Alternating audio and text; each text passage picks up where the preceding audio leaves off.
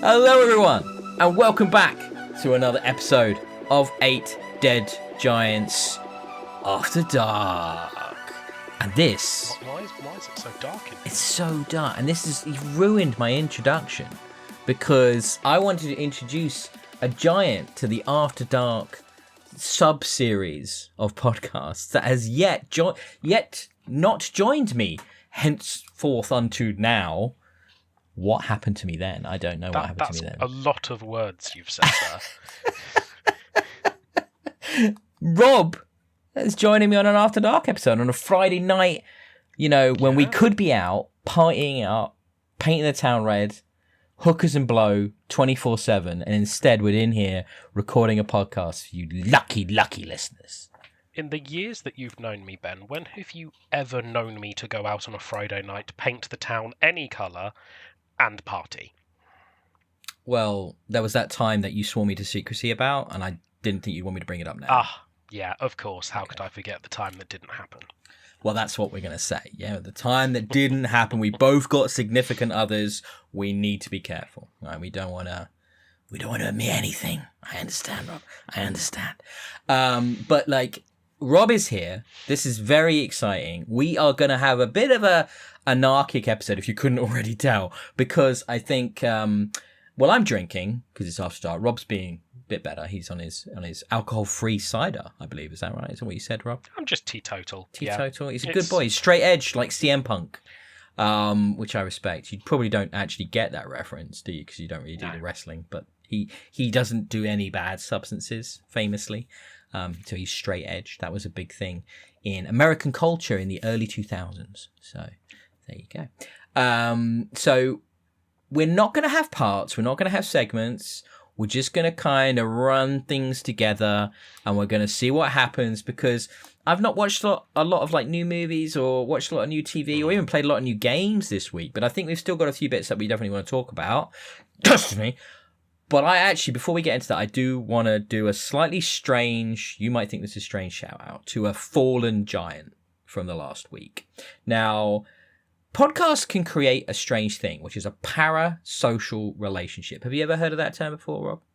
I have, yes. So you feel like you get to know people through podcasts and video game websites and things like that. Like you're almost friends, even though you've never met them in reality. You only listen to content or watch content they've produced.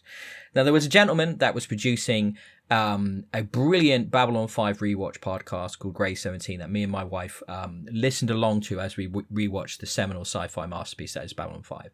And this guy's called Scott. Sadly passed away in the last week from a sudden stroke and has left a hole in that community. The Babylon 5 podcast had finished, and they'd moved on to a Star Trek DS9 rewatch one instead. But I know that's really affected that community and affected me. And it's always sad when somebody who's relatively young, he was only in his late 30s, I believe, or early 40s, passed away so suddenly from medical conditions like that. And it just teaches you, doesn't it, that life is precious. You've got to seize those moments. You've got to make the most of it, because you never know when it's going to be pulled out from under you. So I just wanted to put my thoughts and my love out there to Scott, his family, his friends, and the whole community that he touched in such a fun way, an engaging way as a podcast host. Props to Scott. I poured one out for you, Scott. I'm having a drink now. 4 Roses bourbon. That's the tipple tonight. So I think in honour of Scott, you need to finish the last rewatch he started. I think it's the best we way to did. His media's legacy. We did that, like it's on DS9, and early seasons, especially of DS9, are quite hard to get through. But I know they're going to continue with the podcast for Star Trek, and it's sad. That happens a lot. Like, that's life, right? When you connect to the internet and that larger social sphere, you interact with these people through these interestingly kind of obfuscated relationships, but they still have an impact, right? They still affect your life. Have you ever had anything like that happen, Rob, where you've something like that's happened and affected you? I'm just curious now. Not that I can recall off the top of my head. I'd have to sit and go back. There's been really iconic that's happened that immediately springs to my mind. Yeah. I remember the other one that previously in this sort of space that really affected me was Ryan Davis of Giant Bomb, one of the founding members of that fantastic video game website, which I'm still a active participant in. I love their content, but it was a long time ago now that happened. But that shook that community and that group of people for many years. Like, his absence felt dearly, and the thing is, obviously, you can go back and watch those videos that he was a part of, or listen to those podcasts, and that's both brilliant but also really tragic at the same time. You know that you've lost that person that was so creative and such a wonderful human being for all accounts, you know, in that case as well. So, and a bit of a downer. I'm sorry I didn't mean to start with a bit of a downer, but I guess it was more like I was just thinking about that this week, and you don't always realize the impact you might have, right, in life when you put yourself out there, especially on the internet, and the connections you make. So it's a strange one, because you have a bit of a responsibility, you know, when you do that. And it's something that should be in the back of your mind, I guess, that, you know, you do have a social responsibility in your interactions in life. So, yeah, I don't know. All right, Destiny 2. What a segue. There was never going to be an easy pivot out of that. So I just went hard, right? I just slammed into it. That's sometimes the only option.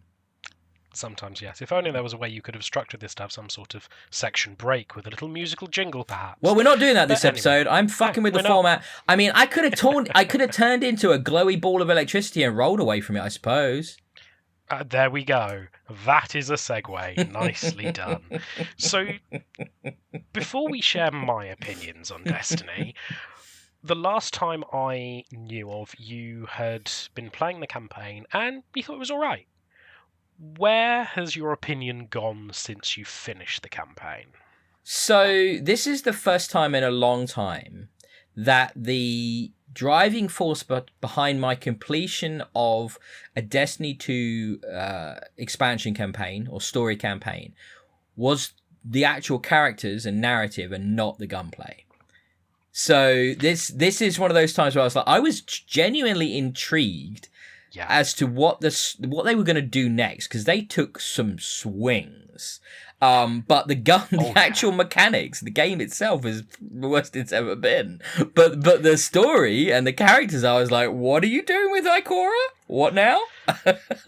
So should we do massive spoiler klaxon warning? Brah, brah, brah. Yeah. We are getting into this. We are going to talk spoiler free, and we are going to. Yes. Then nothing is off the table here. All right. So be warned. But yeah. So the sort of Cliff's Notes version of the story is that Maya Sundaresh, who is an exo, so a robot person, for those who are not in the know, got hold of a very powerful artifact in one of the first episodes we had after the end of the final shape, which was the big culmination, the end game equivalent, and got hold of, I think it was the conductor, I think she became, and she is trying to restart what's termed the golden age of mankind, so when everything was great and happy and fun, and more importantly, her spouse was alive. She wants her partner back. So she's deciding to do that by reaching to a fourth dimensional set of beings called the Nine, who are all handily numbered.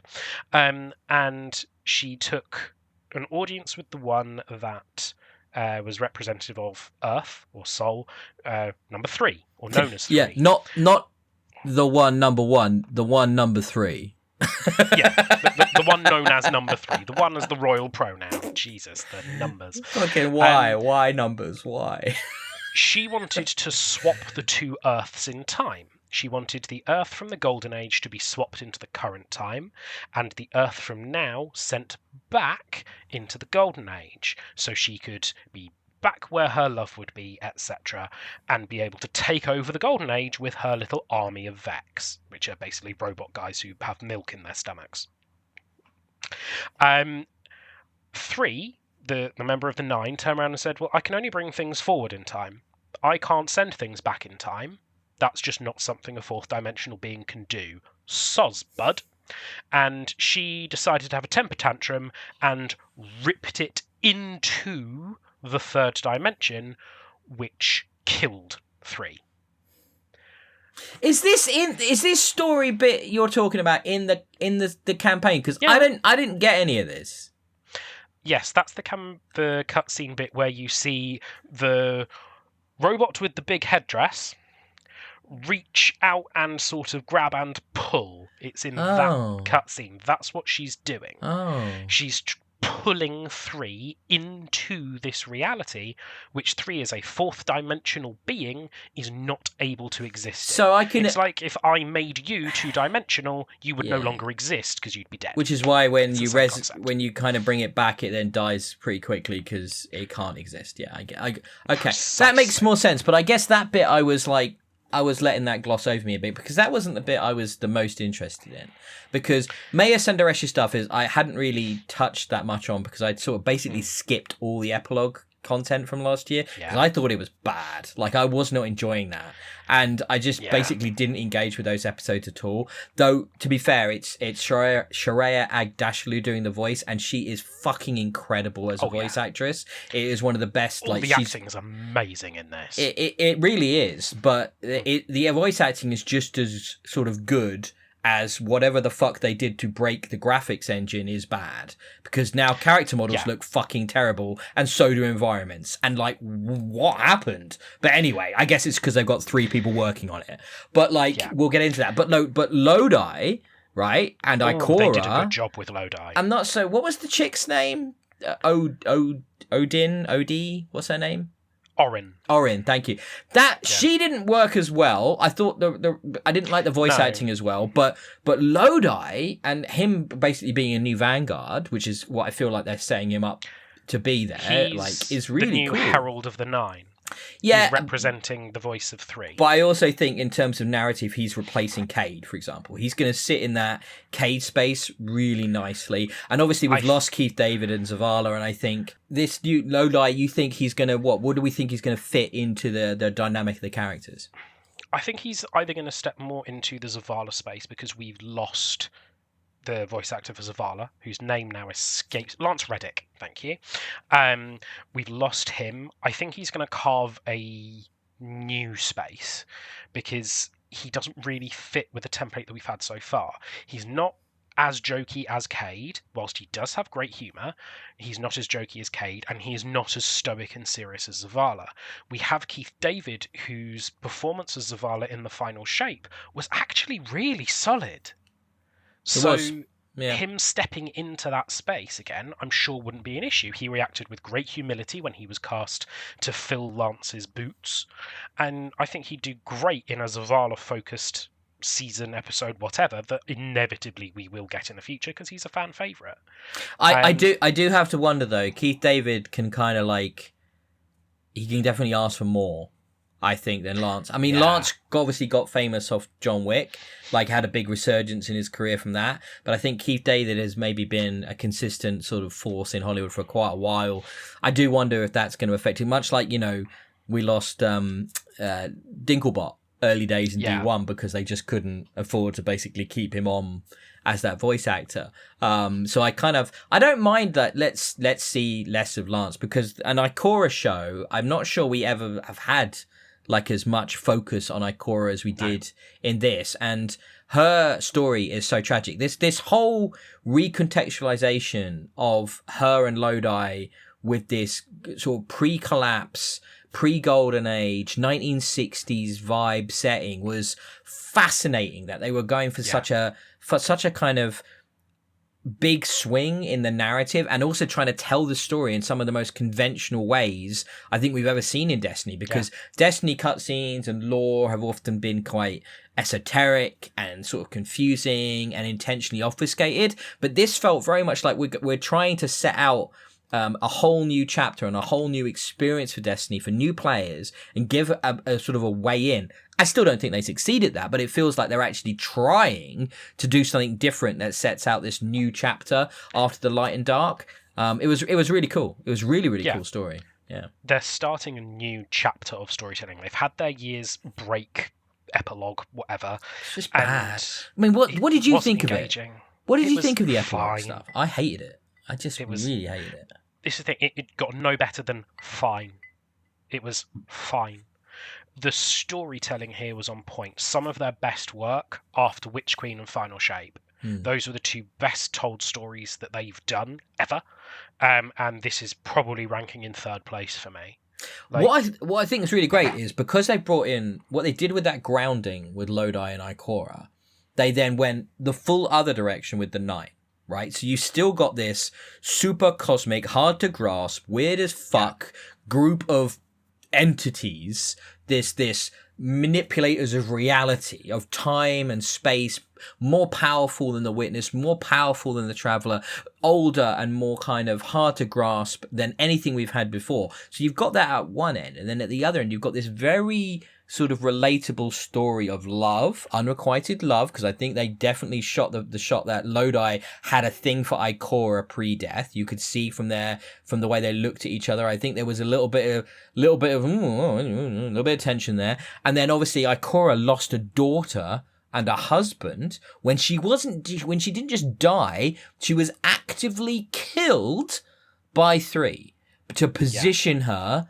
as a force in our current story. And I think that's a big deal. To die that's a big deal at that point to be able to be where she is now. Like the level of planning that we're seeing is just amazing. That ripples. I mean, it's not amazing if you're a being that doesn't see time in a linear perspective, is it? I mean, it's like that's probably quite straightforward for 3 to understand. But yeah, that I thought that was really cool. But then on the other side of it, oh boy, we've got some real problems from a technical standpoint. Like what happened? Kepler is a really well designed open world with lots of little puzzles and things to keep you interested and keep you going back. But then the actual look of the textures and the models and the environment.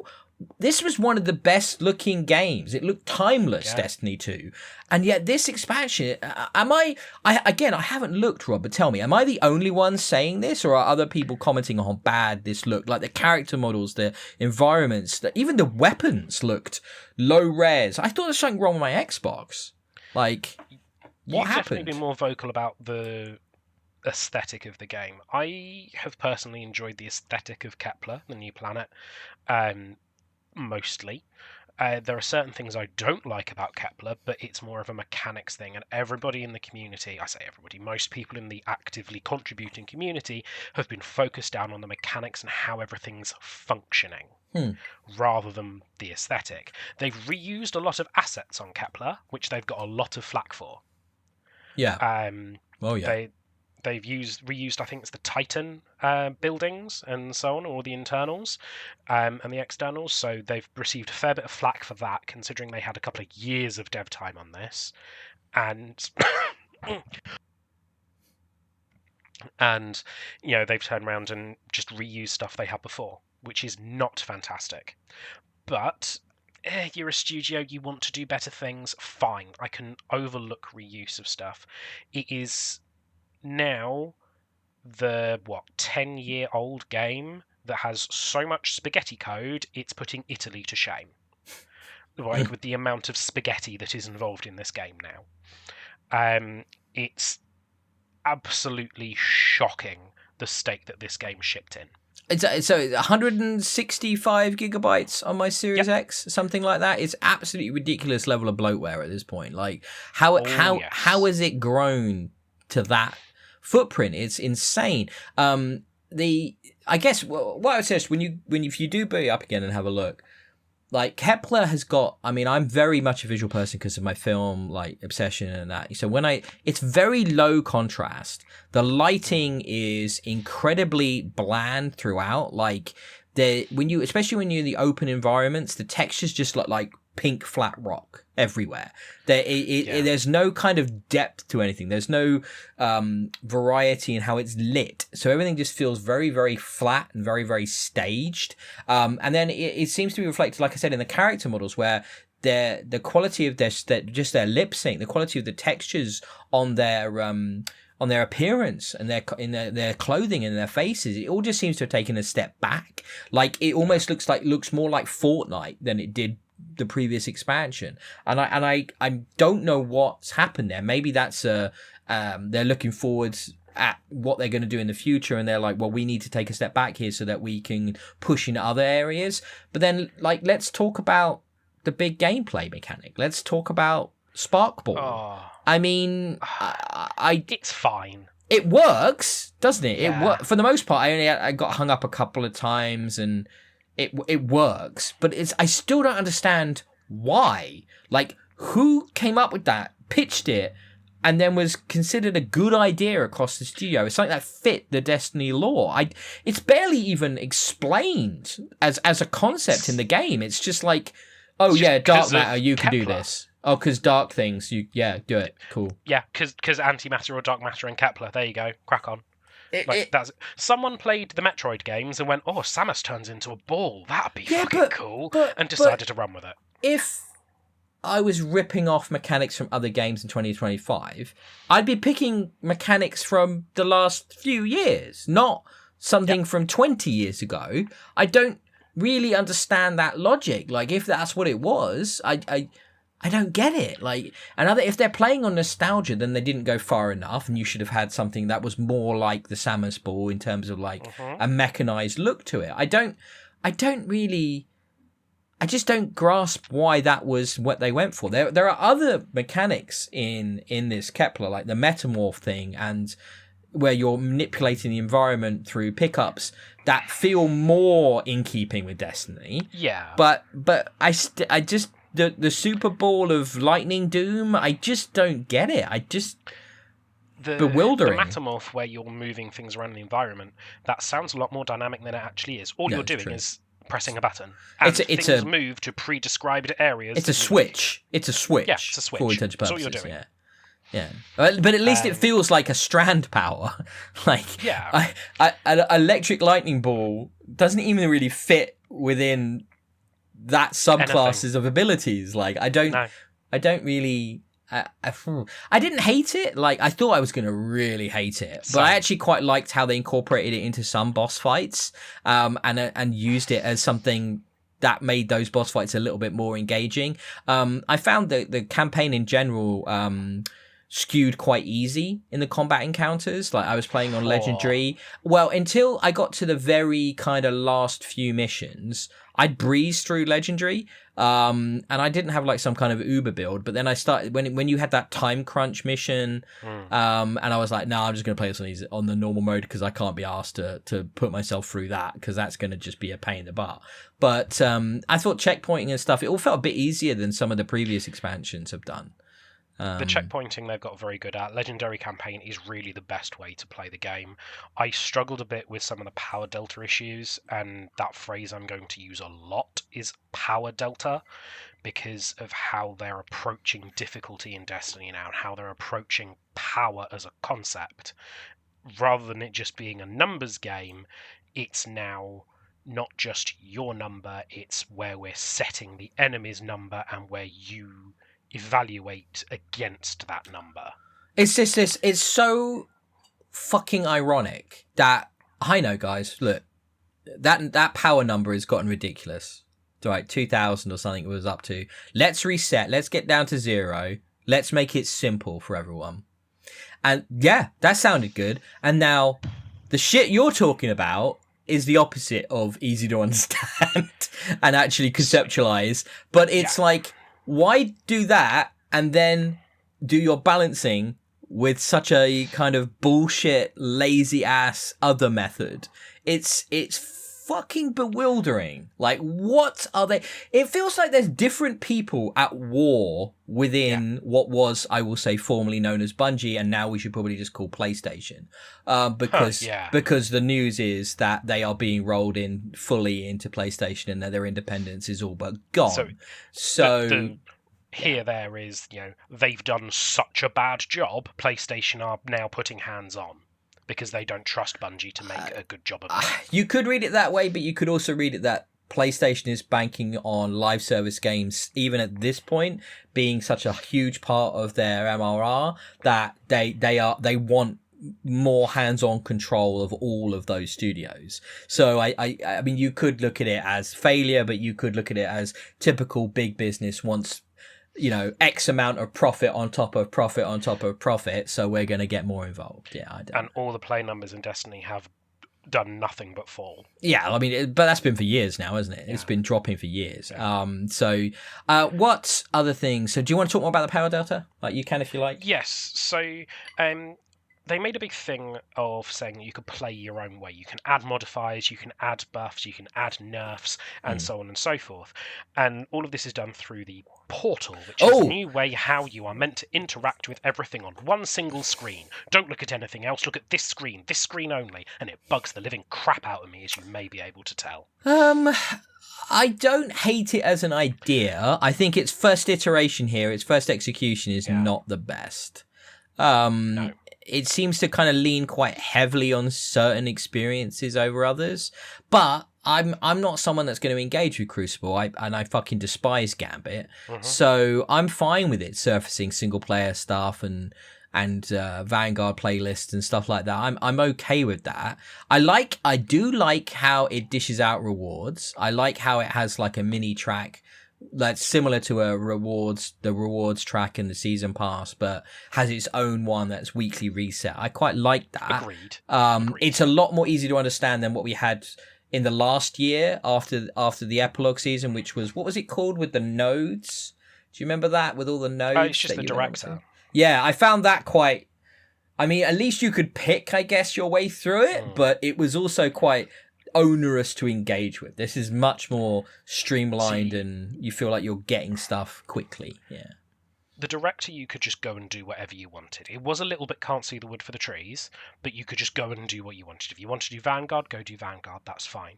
But on the portal now, what they've done is they've gone, okay, you can add modifiers, and to get the best rewards, you have to get a specific grade in a mission. If you don't get this grade of arbitrary point value that you've added modifiers to achieve, then you get shit rewards. So, tough. Do better. So what they've done is incentivize people to play on their own in 5-minute long activities that give the best reward value for effort. They've streamlined and forced that experience down to sitting and playing on your own, doing the same mission over and over and over and over and over and over and over again, because that's what people are doing. We've removed all sense of going as a 3. Even Kepler was made as solo planet, which makes no sense. Yeah, it's weird that there's no community space on Kepler. That there's no space like the tower or anywhere where you ever see any other players. Yeah, but I mean, exactly. But this is the dichotomy, the identity crisis of Destiny, right? Who's still playing Destiny? Right, you could argue that the players playing Destiny are the veterans, that the hardcore, that the ones that want to do the pinnacle experiences, that want to do the raids at the highest difficulty in the dungeons at the highest difficulty. You could make an argument for that. How do you make more money off of Destiny? You have to make it more accessible to new players, right? Oh boy, don't get me started. But there's an issue here. It's interesting for me because I'm in the middle. I'm not a new player. I've been playing since the alpha of Destiny 1. But I have no interest in engaging with the hardest difficulty stuff in the game. I do not play Destiny to play the raids or play the dungeons or play the hardest missions or do any of that. So for me, this sort of experience where it's like, hey, you cool with the B tier gear? I'm like, yeah, I'm cool with the B tier gear. It's still getting me up there. And then I'll get to that plateau and I'm fine with that. And I'll disengage into the next season. And that's cool. And I'll come back and I'll drop another 80 quid in a year and I'll drop some money on the silver. And that's fine because I play it as a podcast game, right? Where I'm chilling out. So there must be an audience that's more than just me that plays it like that, right? So that feels like where they're tuning it. They're tuning it to kind of that level, and then they're tuning it to, we need to also make it accessible to new players. They're not going after the hardcore at the moment with this new stuff. They haven't made it accessible to new players because the new player experience still uses language and directs you to places that no longer exist. They haven't looked at the new player experience at all. There was a Reddit post that had this guy who introduced someone who had never played Destiny before to the franchise, and he had to handhold the new guy the entire time. In because that case, he had no idea what was being referred to. in that case, because you've obviously done, and I believe you, right? That's the case. But in that case, they've chosen this for, and I'm going to give this a new name. You tell me if this is a new name. What I will class myself as the hardcore casual player. Yes, 100%. And that's where they've tuned it. They're aiming at, oh, you know when you enjoyed it a year ago when you did the last time you played the end of the big story? Well, it's really good for you right now. Come back and just play to get through the story and have a little bit of fun with a few strikes and that kind of content, and then dip off, and that's cool. We'll take your money. We don't mind. And I guess that means and I trust that they'll know their data. They know their players, right? They've got metrics for days. So they must know that my type of player is the majority. That's the thing. I have a little metric for you. Ooh, I love a bit of data. I have how many hours and minutes you've played Destiny for. Me? Yes. Oh, go on then. What, just two? 2 or 1 and 2 or 2 and 1 and 2, I believe. Ooh, exciting. That is 433 hours and 46 minutes. No, I don't believe that. I've definitely played more than that. There is 223 hours of AFK time, which has been excluded. So time where you're not playing the game, where you sat in orbit, etc. No way. Away from keyboard. I don't buy that. I've got like 1,000 plus data when I've looked at that before, when they've sent me info. Where'd you get this from? Where are you getting this from? Wastedondestiny.com. I, on the other hand, have 1,600 hours and 23 minutes. Wow. Someone else in our clan has 3,628 hours when I ran the data. It blows my mind when I watch those boys, and I'll make sure when we put this episode up, we tell them about it in the Discord so they can have a listen. It blows my mind how quickly those boys and girls get to ridiculous power levels when the new stuff lands. They hit the cap within, it feels like 5 minutes, and then they're at the limit within a few days. And it's like, how do you guys do it? I guess it's very efficient, like you were talking about, farming of the high quality gear to boost themselves as quickly as possible. But the way I engage with it is just so much more casual. Like, I'll admit, I'm happy to admit that. Fair chunk of them that will do Raid Race Day 1. Wow. On contest mode, which is the hardest possible way. So maybe the time isn't precise, but that is at least a rough guideline. And also, fun fact, you're actually a higher power level in Destiny than me at the moment. Am I?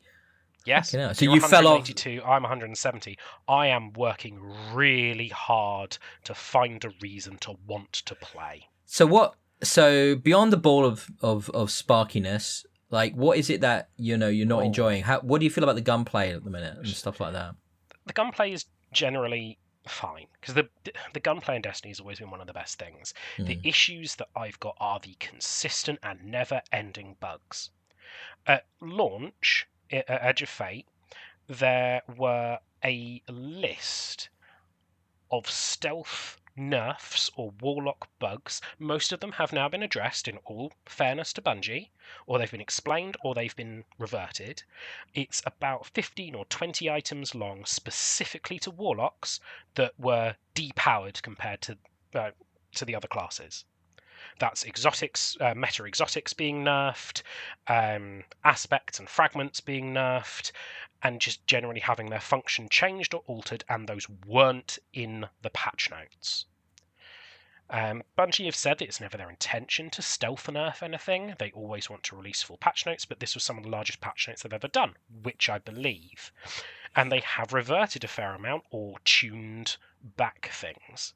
But Warlock was nerfed into the ground, whereas Titan had one thing changed, and 2 days later it was fixed. So Warlocks had a rough time at the start.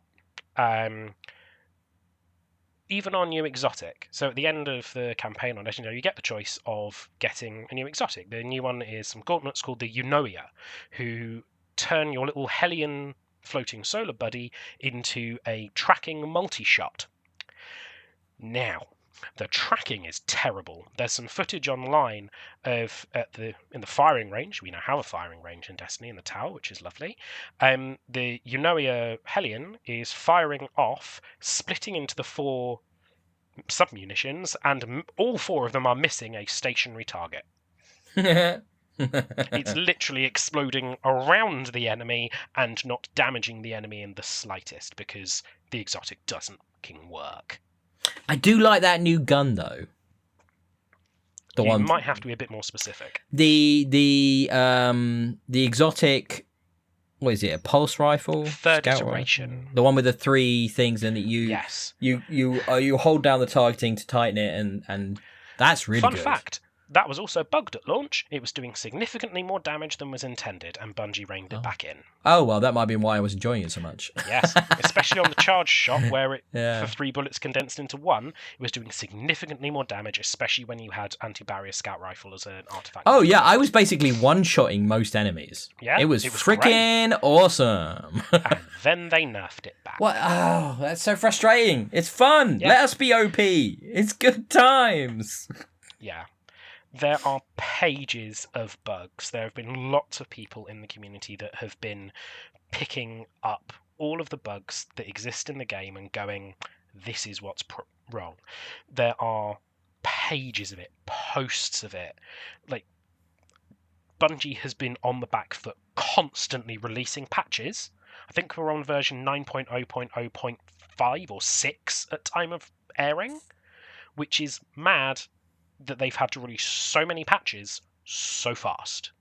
Like, the power progression has been so slow and so grindy, even Bungie have had to go, oh, okay, yeah, we overtuned this a bit, we're going to have to take a step back when release our next expansion pass in a few weeks.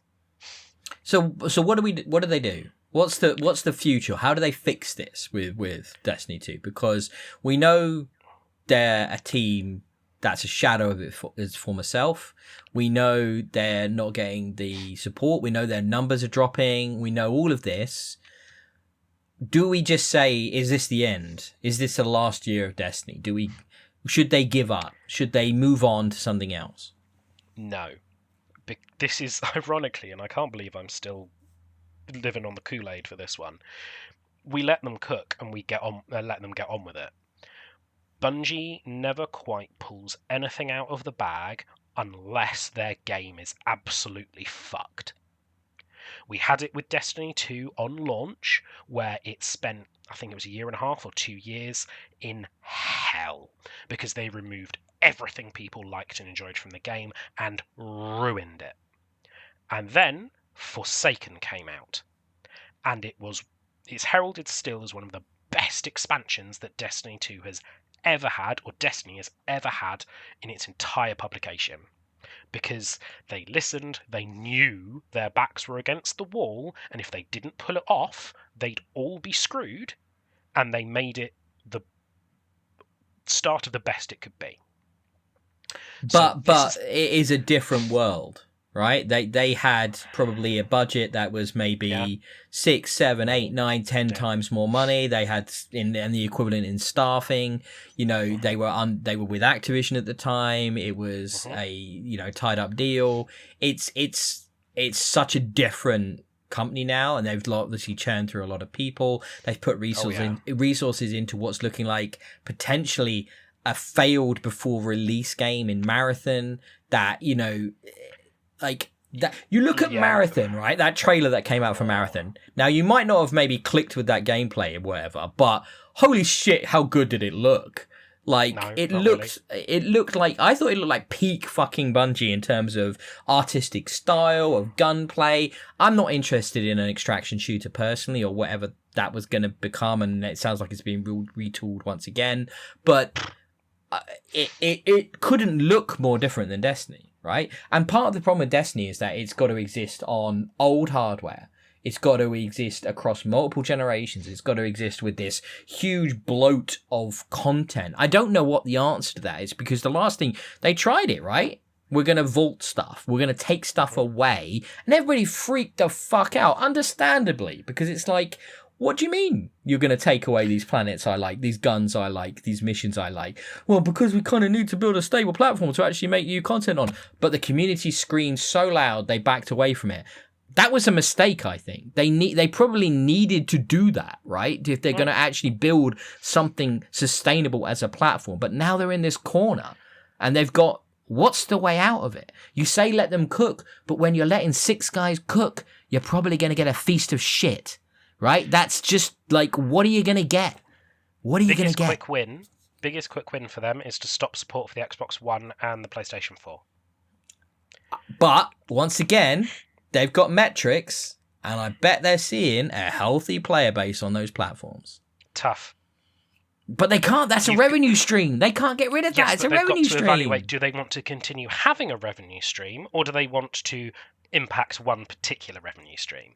I think I would choose as a business to keep having the revenue streams and existing. Well, but maybe that's the thing, right? They're going to fold into Sony and they're just going to disappear. Do an EA type thing where that studio just gets dusted across multiples and vanishes from existence. Over the last couple of days, Genshin Impact turned around and said, we're going to stop support for the PlayStation 4 and the Xbox One. If Genshin Impact can turn around and do it, Bungie can do it. I do agree. I mean, I think everybody should be stopping that at this point. But it's that revenue. It's that, oh, yeah, but we're making X from that. Should we do that? The bean counters get involved, right? And the paymasters get involved. And that's what a lot of that control comes from.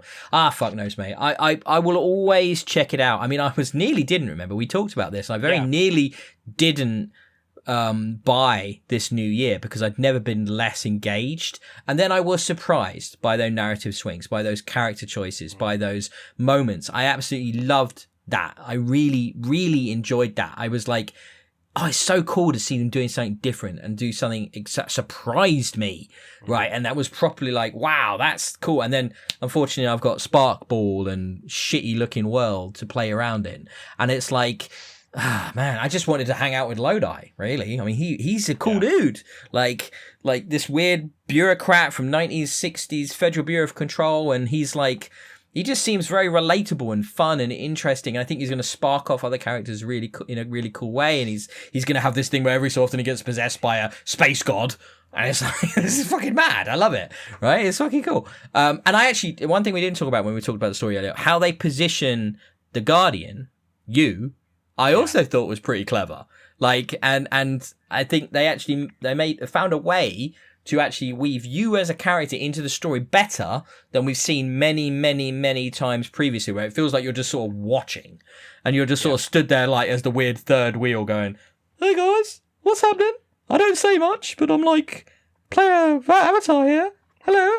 And it's like, in this story, you're meant to be there. It's the 3 of you that were meant to be there at that time, at that place, having done what you've already done to get to where you are at your experience. Look, it's lazy, but I liked being called the weapon. That made me feel pretty cool. I was like, I'm the fucking weapon. I'm here to shoot fuckers. That's what I do best. It's like, that felt empowered. Why do we play games like this? Power fantasy. What did that give us? A really cool fucking power fantasy, right? So it's like, that's what we want more from Destiny. I just wonder if, that narrative is going to get the opportunity to marry up with the gameplay we love going forwards. So we look towards Rogues. Is that the next one? Rogue? Renegades is the next major expansion. Renegades. But they have a mid expansion update coming, I think, at the end of September, that is called Ash and Iron, which is essentially their chance to do a big mid update where they will fix a lot of things. I believe what they're going to start doing is relaxing the power grind, because right now with their weapon tiers, as you may know, you can now get tiers of weapons and armor between 1 to 5. The different tiers you can get currently are locked behind your power level. At your power level and my power level, we cannot physically get tier 5 guns. It is impossible in the game for us to get the best guns. So you're stuck in this perpetual loop of getting tier 1 or 2, so then you can earn enough power to get 2s and 3s, so then you can get enough power to get 3s and 4s, and then you can get enough power to get 4s and 5s. But by that point, you're already having to grind then to replace everything, because why would you not want a full set of everything being the best it can be? So you just get stuck in this farming loop that never ends, and then the next expansion's out and you'll reset back to a number again. Best start again. They need to fix that. And right now, there is an event going on called Solstice in Destiny, which is doing good work for that. They have made all drops drop 1 tier higher than they should be. So if you would be getting a tier 1 drop, you're getting a tier 2, which is then stackable all the way through. So players who were not seeing tier 4s regularly are seeing tier 4s. Players who were seeing tier 4s are now getting tier 5s more regularly. And that is going to be a good step. It should be easy but difficult, right? You should be able to engage with content you want to get gear that's going to be meaningfully improving your character in a way that can hang around, but not have it rammed down your throat every 3 seconds that you're getting gear that is the best of the best. Tier 5 should be aspirational, but it shouldn't be impossible, which is where it was at before, and where it's going to go back to, I think, when Solstice ends, where you have to be the best of the best of the best at the bleeding edge to be able to get tier 5 loot. Even the raid, which is meant to be the biggest, most complicated, pinnacle activity, was dropping tier 1s and tier 2s. Okay. The raid race itself was a disaster. They have now had to do a ban wave of players who benefited or cheated in the raid race on that weekend, who claimed the emblem when they had cheated. They have now banned over 50% of the players who participated in that raid race. What the fuck? Because they either cheated or benefited from someone in their fire team cheating. I think it's 52% of the people who completed the raid race or took part in the raid race that weekend have now been banned, leaving 48% roughly. I believe my percentage may be ever so slightly out. Leaving 48% of players still in the game. So they got mad. Hold on. You're telling me that they were banned from the game, not just from the game. Their accounts are removed. So these are some of your most hardcore, dedicated players you've now banned because they cheated in the raid. No, but they're probably both, right? So they were probably both, right? Yeah. They weren't just rolling up, oh yeah, this guy cheating Destiny. These guys are people that have exploited and have understood a loophole or something inside of the game, no? No, these people will be actively cheating, like one-shotting raid bosses. The raid race itself was incredibly tight this year because the power deltas were so harsh, players just couldn't get the damage through. It required perfect execution of unknown mechanics every single time. One missed bullet, one missed shot, one ammo brick you didn't quite get in time, gone. Entire team wipe, start again. Wow, that sounds fun. No, it wasn't. So they have relaxed the difficulty a little bit in raids across the board, because all the historic raids are still available in the game. They were in a piss poor terrible state as well because of the power deltas. I said I'd still talk about them. They've relaxed that a bit now. They've reduced the power penalty, essentially, that you operate at in those activities to make it a little easier. But people still just aren't playing Desert Perpetual, which is the new raid. They just aren't strong enough. They aren't powerful enough. It's not being as widely played as other raids have been at this point of the launch because people just aren't strong enough. One final thing for me. Do you know what I miss? My vendors. I miss going to Rahul. I miss going to the gunsmith. I miss leveling them up. That was a fun little loop that I guess has been taken away for the simplicity of the portal. Yep. And that's I miss that a little bit. Because we only started really engaging with Rahul in the last year or two. Do you remember when we were leveling him up as a vendor for exotics? And now that's got taken away, and I'm a bit like, oh, I enjoyed doing that. I missed like drops that you need to decode, right? And you just don't really get many of them anymore. You actually get drops and that are that are engrams that need to go to Rahul. I mean, it was such a part of Destiny, wasn't it? Right? If you go back to Destiny 1, oh, what's it going to be? Oh, and you get your purple and it gives you a blue and you're like, what? Fuck you. Yep, that was... But I mean, and I'll never forget the loot cave, right? I have that immortalized in artwork somewhere around here. So the loot cave is a special experience. And that's why Destiny will always be dear to my heart, but, You never did the dungeon in the loot cave, did you? Yes. No, I did do that one. Yes, I did do that one. Good. Yeah, they turned it into gameplay experience, which was fantastic. Yeah, that was cool. It's absolutely great. God, we've talked about it for about an hour now, Destiny 2, just shy of an hour. So we probably should tie it up there. But it's always good to deep dive into Destiny geekdom with you there, Rob. You certainly engage with it on another level than me. Maybe my paltry hours are correct, but I just can't believe that. I just can't believe that it's as low as that. I know I've put more time into it than that, but... When you divide it, let me have a look. Where's my calculator? Because 433 hours doesn't sound like a lot, but when you turn it into days, it suddenly adds up. So that's 18 solid days of playing. Not a single break, not a single food intake, not a single bathroom break, nothing. Okay, all right. Okay. What should we talk about now? You know what? I want you to talk to me now about Dungeons and Dragons, Rob, because one of the... I'll never say no to that. So Rob here, dear listeners, is the DM of our latest D&D campaign that many of us... He's wearing it. You can't see it. He's showing his T-shirt. Audio only podcast, Rob, but... Yeah, nice try. Yeah. But this is he's DM our group on a new adventure. We're still very early days. We're dealing with Vecna stuff. We're learning as we go. It's a high level campaign, so we're already level 11. It's quite exciting. Mm-hmm. But I was very much until the previous campaign led by another one of our friends. I'd never played D&D before, but you've been in and around D&D for a long time.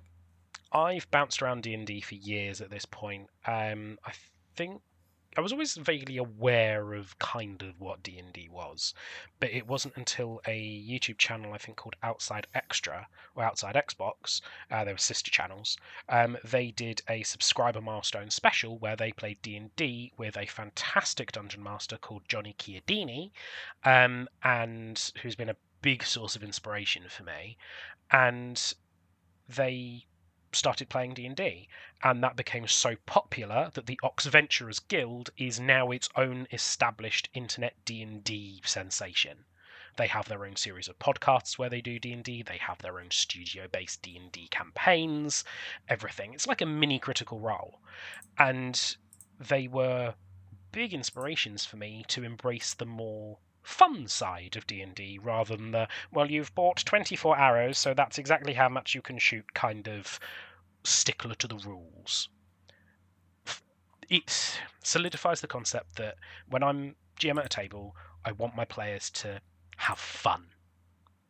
I want them to go away going, well, that was a fun evening, rather than, oh, yeah, I need to account for my bag space better. I'm not carrying, more weight than I need to. I need to get that sorted. It should be fun, not a game of accounting.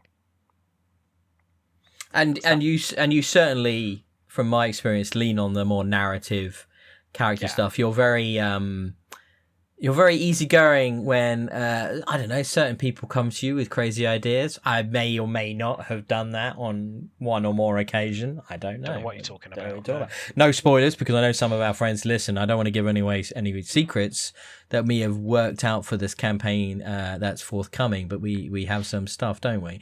But I love that, and for me, what I've enjoyed about D&D is that emergent storytelling. Right, is that it is not dice rolls. I find that incredibly boring, and to the point where I don't even own any physical dice. I'm the only D&D player probably in the world that doesn't own dice, because you guys all fetishize dice to a freakish degree. But you outsource your dice rolling to your mobile phone. Yeah, and it barely fucking works, but I'm still not going to give up on that app. Because it wants you to roll your fucking dice, Ben. I just find it so boring. Just pick up a little chunk of plastic and just roll it into. But then I have to use maths, especially in our campaign where it's not roll one dice, it's roll like 30 fucking dice, add them together, add another thing, and then tell me what it is. And it's like, what the fuck? And it's like, just tell me. Better at mental maths. No, I don't want to. Maths are for calculators. Like, not human beings weren't made for maths. D&D we don't have enough just fingers. A maths game. We don't have enough That's fingers. all. No, but don't say that, because you were just talking about how you wanted to do it, not just counting stuff. You want to do it from a storytelling perspective. Its absolute fundamental core, the gameplay effect of D&D is a numbers game. You have to have bigger number than your opponent has number, right? It's how they weave the fantasy and the storytelling and the how and the why around the numbers. That's what makes for a memorable campaign. Like at the end of our last campaign, right, when James, our very dear friend, was the DM, we will always remember where you got the killing blow on the dragon at the end. You managed that. That was something you achieved. It was a breakneck chase because she was running away, and you managed to get that kill. I single-handedly saved the day. Our friend Adam was racing for that kill. I was racing for that fucking kill, and you took it. And I will always remember that climactic experience of us going for it, trying to get it, and you getting that kill. You know, that narrative experience is something that I will always remember. I'll always remember us going to Wamford and his delightfully terrible Birmingham accent in Wamford as a little side village. It's those things you remember. It's those things that bring D&D groups together and keep them moving forward. And that's why I did Eve of Ruin for this group. It gave James a chance to play, and it gave me a chance to DM again, because I do tend to enjoy DMing more than playing. I find character motivations and character role-playing actually quite difficult. I really struggle with choosing character flaws and choosing a character personality. It's something I found really difficult with my character Valen in the last campaign. I constructed him around a damage test, and then it all went Pete Tong, which did give the character more depth, which was fantastic. It gave the character an opportunity to grow into a space that I did not intend him to grow, away from the original plan, because I viewed him as a numbers game, not a person. And having that quote-unquote forced upon me was fantastic, because it made me take stock and rethink. And that's what D&D is so good at. You create this almost secondary person, and you have to be that person. Your character Sal in this campaign, for example, you're channeling very different vibes to your previous two characters. You're not doing the glorious combat who wants breakfast that you were doing with Scribulus, and you're not trying to fuck anything with a pulse that you were doing with Constantino. So it's, you have gone through a few characters, and everyone has been different, and that's what I have loved about your characters. Your characters have been annoying, as Constantino and Scribulus were nightmares to play with, but in the best possible way. And I'll remember them forever. Yeah, Sal is a deeply insecure bounty hunter. So we'll just say that about Sal. But he's gunslinger, right? Which was an interesting thing for me to do, because not a core rule set. So it's some of the information about them is a bit, higgledy-piggledy, and it's like, this from there, that from this, so it's a bit of a mess, but you were kind enough to like support that in this campaign. So I don't know the wider world around D&D, which has become this huge phenomenon because of real play podcasts and things like that. Yeah. Who was it that there was a particular famous one that made a gunslinger that kind of made it popular? I believe it was Critical Role and Matt Mercer. I've heard of both of these things without knowing what they are. Yeah. Critical Role is production D&D at its highest value. It has spawned TV shows off of the back of Critical Role.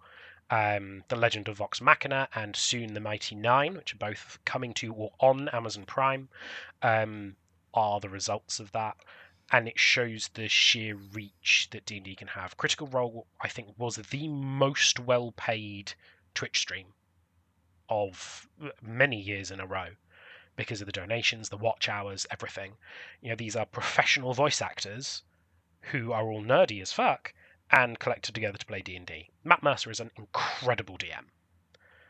But yeah, it shows the reach. That they've spawned literal TV off of it. Wow. Yeah, I mean, it's interesting, isn't it? I can't imagine Gary back in the day thought silly thing I'm making is going to have this cultural impact, and really, you know, not a cultural impact that happened immediately. Like, it's taken a long time to get to the level of popularity that D&D is now having, and we've got one show to thank for that. I know stranger things have happened than, you know, popularity increasing, but, you know, I had to shoehorn one awful pun in there. That's pretty good. Thank you. It's pretty good. Yeah, it's partly now down to Stranger Things. That's reached partly a wide scale. Partly, it's entirely down to Stranger Things. This D&D would not have broken into the mainstream the way it has with those real play stuff if Stranger Things hadn't first put it on millions of people's radar. It was a very shrewd maneuver by some of those organizations like Critical Role to capitalize on that growing interest. And I make that sound very kind of like, you know, money driven. It wasn't just that. Obviously, friends getting together, probably already playing D&D, those guys, you know, having a fun time. Hey, should we put this on YouTube? You know, I'm sure it was more organic like that was, but timing wise, those guys have done extremely well for themselves. Like, and quite a lot of them have. They're not alone in their success, are they? But you're obviously a Stranger Things fan as well. Obviously where Vecna came from. Yeah, but yeah, that's no, right, isn't it? No, absolutely okay. not. Fun fact, Critical Role came before Stranger Things. Yeah, but it didn't explode until after. It was gaining very strong momentum. People have now just flocked to it extra because of Stranger Things. Stranger Things, they tread very interestingly because they clearly have a level of ability to be able to use D&D names like Demogorgon, Vecna, all that sort of thing, right? But at the same time, none of what's in the show is actually what those things are. A Demogorgon in D&D is a demon lord, not a weird face thing that will chomp your head off. Do you think Stranger Things had to license the name? Probably. Or because it's so different they didn't? I don't know. It might have fallen under the open gaming license that they were going to be able to use a name function, possibly more for Vecna because Vecna is a person in both D&D and in Stranger Things, but by that point they were too, you know, run away. You know, the Mind Flayer as well, that's also very, very different. I imagine a level of lawyering will have got involved to ensure that either the copyrights are separate and different or that everything's kosher, because lawyers get involved everywhere because they all have to have them on retainer. Yeah, I mean, I think actually, yeah, I am forgetting one other really important thing that's probably helped build some of the D&D momentum. Like you said, it did come before Stranger Things to a degree with the real play stuff. I think it might have been just this nostalgic member berries problem we have with looking back at the decades of the 70s and the 80s, which is when obviously D&D really kind of took hold and took off. So that sort of desire to kind of connect with a simpler time, right? Because everything feels very complicated at the minute. It's quite nice to disappear into a pen and paper fantasy world and you know who the bad guys are, right? You know who you need. Like my gunslinger, he just wants to shoot things. You point him at a target and shoot it, right? There's nothing more simple than that, is there? There's nothing more straightforward and easily to digest. You know, when we're in a world where our presidents are like convicted or very, very likely sex offenders, you're like, oh, cool, right? That's the world we're in. This sucks. We have actual criminals leading nations. It's not the best. Criminal leading a nation. It's not. Well, fantastic. we've had criminals lead nations before, but normally they're the bad nations. So when it's the good nations in big bunny ears, then it's a bit more like, what's happening to the universe? I don't like this. I'm not a convert on your level. I think I like it as a social reason to get together as friends and like hang out and be silly and have a bit of fun. I call it, you know, tongue firmly in cheek generic fantasy bullshit to you guys all the time, but it isn't. But it's because a lot of the fantasy and the stuff we've got has been built on a lot of that lore that was established by Gary. So you can't really blame him for feeling generic at this point because it's been ripped off by everyone ever, right? So, you know, Of course. Like Stranger Things, right? It's ripped it off. So it's, you know, it's very enjoyable. I would kill for us to do something in a more sci-fi setting. I would love a cyberpunk, for example, set as one of our sessions. I know it doesn't engage with everybody necessarily like it does with me, but I would love to do that. I'm going to give you a spoiler here. Yeah. So the structure of the campaign is essentially a massive fetch quest across multiple dimensions to go and fetch a MacGuffin to do a thing for then other events to happen, right? Yes, we found out about the 7 rods of roddiness. Yes. Yes, the rod of 7 pieces or 7 parts or what have you.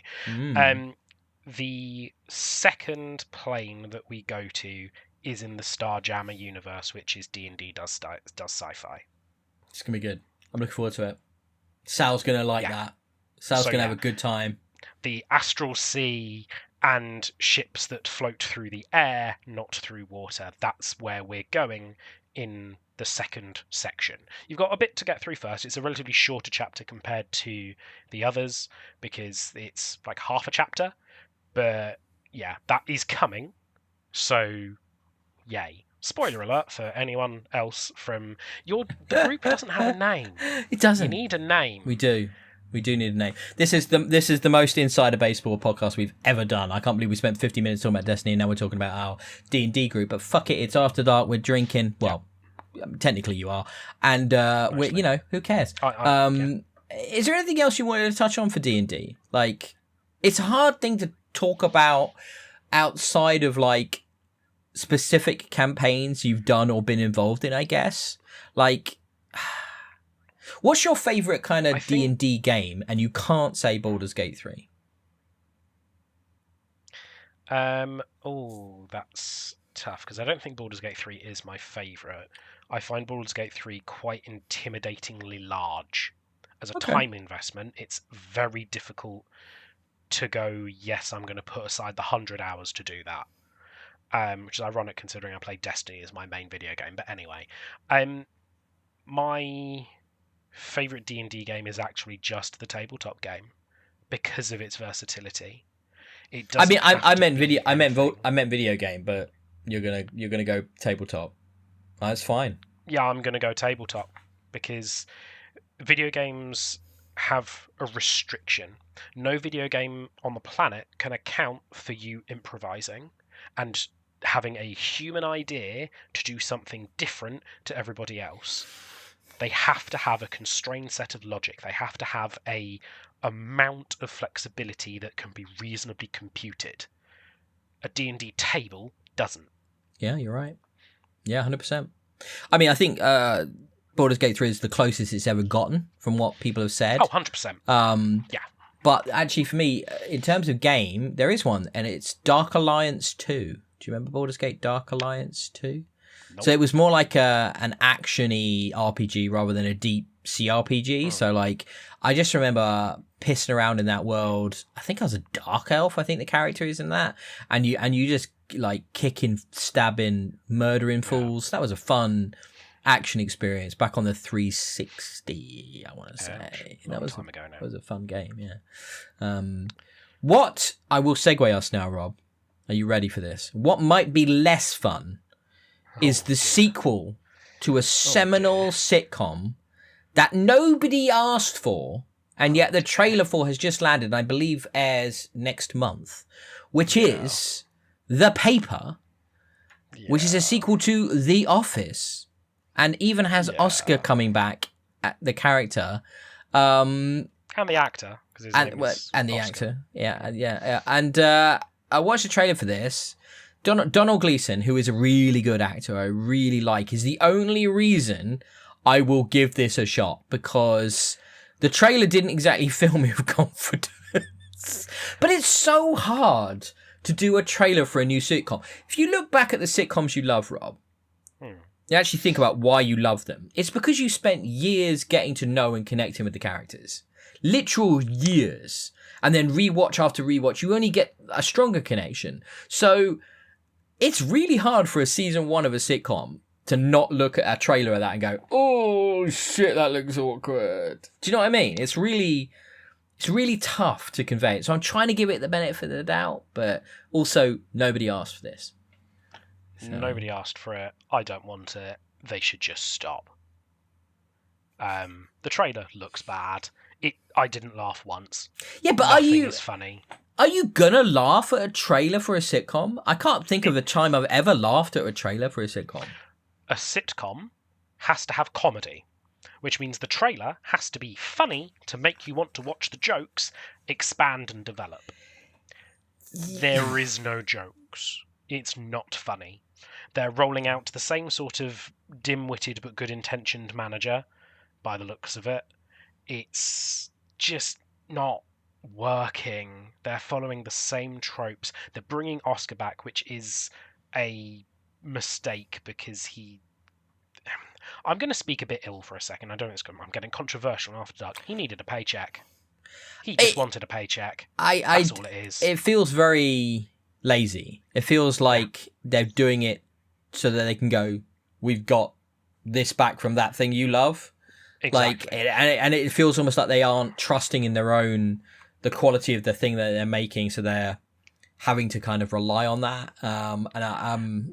It's a risky move, that. Their season 1 should be strong and just well-placed comedy, and it happen in the same world. Have Scranton mentioned, have Dunder Mifflin mentioned, but no one actually there. And then in season 2, that's when you start the cameos and playing on nostalgia, because by that point you've got your characters cemented in, you've got the foundation of what you want this sitcom to be, and then you start playing on the history thing. Because all this is now is Oscar's adventures with new people. That's all this is. Yeah. Well, I'm going to put you on the spot now. Oh, God. Top 3 sitcoms. Ooh. I'm being generous. I could have gone 5, but I'm going to go 3. Yeah, help you out a little bit. Been a struggle, I think. Should I say some? Shall I say some to help you? Or have you got some?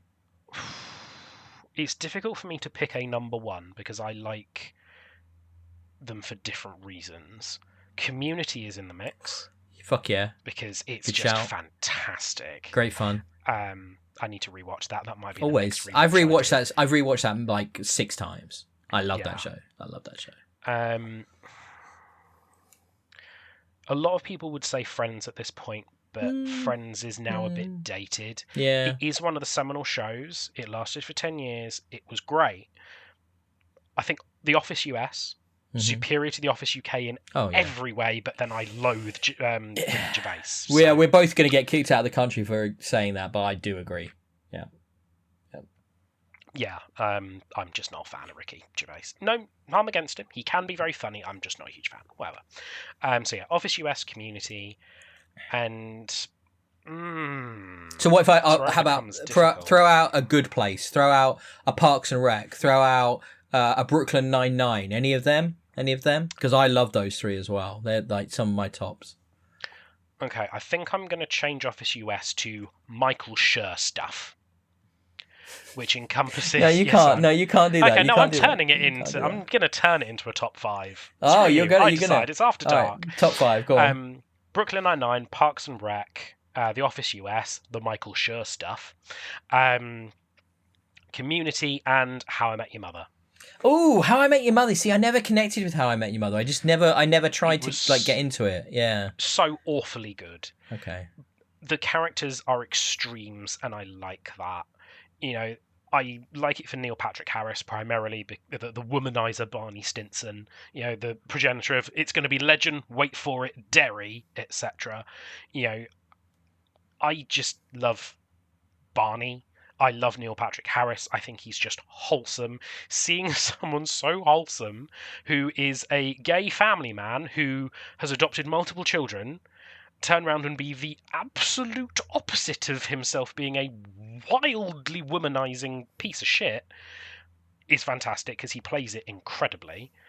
And then seeing his growth throughout the series where he spends a lot of time womanizing, but by the end of it, I assume you don't care about spoilers because it's you.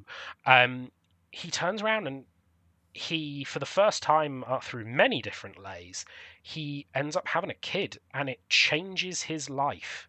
he has a kid with number 31. It's a wonderful name for a mother. He had a perfect month where he slept with 31 different women across 31 different days, and the 31st one got pregnant and gave him a kid, and it fundamentally changed his entire life. Yeah, okay. I'm not sure I like that plot point, but all right. I specifically like Barney's journey because you see growth. You see actual visceral change across the character. He ups and downs, don't get me wrong. The last season is a dumpster fire of awfulness. But you see visceral change multiple times across the series. Marshall and Lily are fine. They just sort of do their thing and they touch on some topics and they just crack on and live life. Ted is fine. He just needs to learn to tell shorter stories. But it's Neil Patrick Harris for me. He's just a great actor. Okay. So yeah, I just enjoy his performances. Okay. I'd probably have a similar top 5, but I'd probably take out How I Met Your Mother for something like Frasier. Something like that. Yeah, I did watch a fair amount of Frasier, and I've watched the revival of Frasier. Oh, no, that's bad. That's bad. It just feels a little bit forced sometimes. Well, Frasier is of its time, right? And I don't think that type of sitcom works in the same way now. You can't bring that back and keep that formula and make it continue to work. I just don't think that's gonna play. But yeah, B99 is right up there. That might be one of my all-time favorites. I'm a massive mark for Andy Samberg. I love Lonely Island. I love him and what he did with Akiva and Yorma on the Lonely Island stuff for SNL. And then B99 is just one of the perfect. But the reason it works and the reason why so many of these sitcoms work is that it's not just about the jokes. It's about the characters. And Good Place is a great example of that as well, where, you have to quickly start caring about those characters and then go on an emotional, not a comedic, an emotional journey with them. And if you don't have that hook, I find just wall-to-wall jokes can get quite boring and not actually work. And I think Good Place is one of the greatest for that emotional journey that Eleanor and Chidi and what they go through and Jing Yang, and it's just so funny at times and also so heartbreaking and dramatic and, oh God, it's amazing. That show's so good. But it's just fundamentally not as funny. You don't like Good Place as much? Oh, no, I do. I do like Good Place. Don't get me wrong. I like The Good Place. But it is not as comedy as it's got more sit in it. It's more drama. Yeah, it's more of a dramedy. Yeah, definitely. Yeah. But when it's funny, it can be quite surreal and weird, and you're not necessarily laughing out loud as much, but you're like, that's fucked up. That's really fucking weird. Like, what? Surreal shit. Like, there's prawns falling from the sky. What now? Like, for a show that dealt with the matters it dealt with, it stuck the landing remarkably well. One of the better sitcom wraps. Like, most sitcoms struggle in their final seasons. Like, so B99 had a real problem with its finale, which was shit. Okay, everybody knows police are pretty shitty now. How do we reflect that in our characters? So they made some pretty like heavy choices that then took a lot of the humor and a lot of the comfort, I think, out of it in its final season. But that show got cancelled like 3 times and kept coming back on different networks, which was just insane. So, it was amazing we got as much as we did. When they moved to, I think, PBS, they were allowed one censored F-bomb, and then every episode from that point on had a censored F-bomb, which I really liked trying to find the option to have that, because it wasn't in the first 5 seasons. Then after that, they had one in every episode, because they were picked up by a different network that had more tolerance. Bizarre. We've gone off on sitcoms. Didn't expect that. That was not planned.